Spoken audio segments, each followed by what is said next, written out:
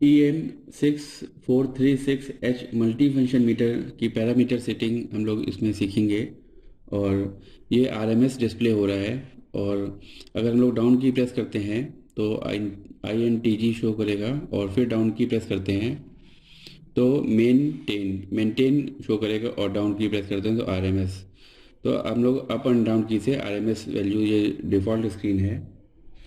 और अगर हम लोग को सेटअप पे आना है तो हम लोगों को मेंटेन में आना होगा। तो मेंटेन के लिए डाउन की दबाते हैं तो मेंटेन आ जाएगा, और अप की से भी आ जाएगा। आप देखिए, अप की दबाते हैं तो मेंटेन। तो ये मेंटेनेंस स्क्रीन है। तो मेंटेनेंस पे आके ओके बटन दबाएंगे, ये वाला एंटर बटन, ओके। तो डायग्नोस्टिक स्क्रीन आ रहा है, और डायग्नोस्टिक स्क्रीन पे अप बटन दबाएंगे तो सेट आ गया। और हम लोगों को सेटअप पे आना होगा, ये सेटअप पे आके एंटर करना होगा ताकि हम लोग पैरामीटर सेट कर सकें। कोड है, पासवर्ड है, डिफ़ॉल्ट पासवर्ड इस मीटर का 000 ही है, तो हम लोग इसको एंटर ही कर देंगे।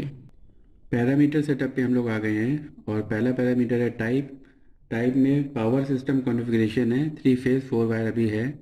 और अगर इस पैरामीटर का हम लोगों को चेंज करना है तो इसको एंटर बटन दबाना होगा, ये राइट साइड वाला। तो ये देखिए ब्लिंक कर रहा है 3 फेज़ डॉट 4L। और इसके अदर ऑप्शंस को चेक करना है क्या क्या हैं, तो आप अप या डाउन की पे कर सकते हो कोई भी बटन दबा के। तो अगर हम लोग अप की दबाते हैं, देखिए तो ये चेंज हो रहा है 1P.LN और 1P.LL, 1P3L, 3P3L और 3P4L। तो इनमें से कोई भी पैरामीटर जो करना है उसको सेलेक्ट करके एंटर दबा सकते हैं, और अगर नहीं करना है तो ये लेफ़्ट वाली बटन दबाएंगे। तो देखिए 3 फेज़ 4L है। अब हम नेक्स्ट पैरामीटर में आते हैं, और नेक्स्ट पैरामीटर में आने के लिए डाउन की दबाना होगा। तो UT लिख के आ रहा है, ये बेसिकली वोल्टेज ट्रांसफार्मर है, और अभी नो VT सिलेक्टेड है। तो 11 kV पे जब हम लोग मीटर इंस्टॉल करते हैं या 33 kV पे, तो हम लोगों को इसको वोल्टेज ट्रांसफार्मर यूज़ करना होता है।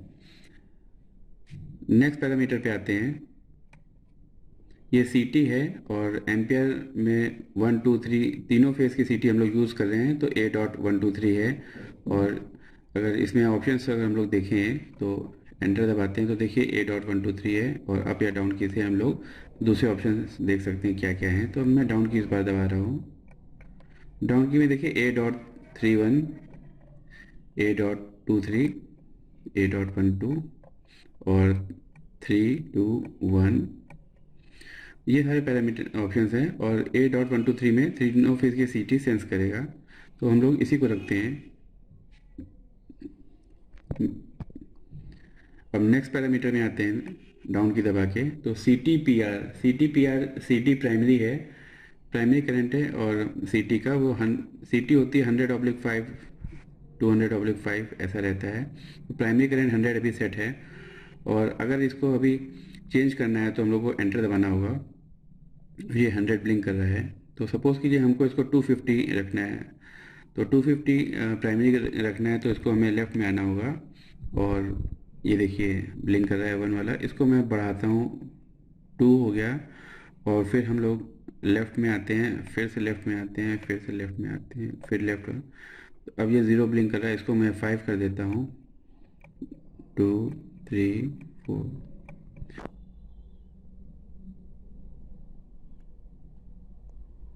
तो 250 हम लोग ने सेट कर दिया है, और इसको सेव करने के लिए हम लोग एंटर दबाते हैं। तो देखिए CT प्राइमरी 250 सेट हो गया, 250 एम्पियर। नेक्स्ट पैरामीटर में आते हैं, तो CT.SE, ये CT सेकेंडरी है, और ये 5 है। तो 5 एम्पियर है हम लोग की CT है 250/5, तो 5 एम्पियर के सेट है। अब नेक्स्ट पैरामीटर में आते हैं, फ्रिक्वेंसी, ये सिस्टम फ्रिक्वेंसी है 50 हर्ट्ज़ का। इंडिया में 50 हर्ट्ज़ ही चलता है, तो यहाँ पर है यही रहेगा। नेक्स्ट पैरामीटर में आते हैं A.SUP।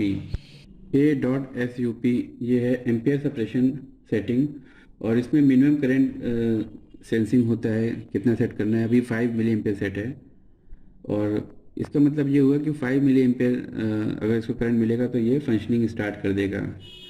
अगर हम इसकी सेटिंग पे देखें तो ये हम लोगों को 1 से 99 मिली एम्पियर सेट कर सकते हैं, और 5 एम्पियर सेट है, ये ठीक सेट है। इसको डिफ़ॉल्ट पे रहने देते हैं 5 पे।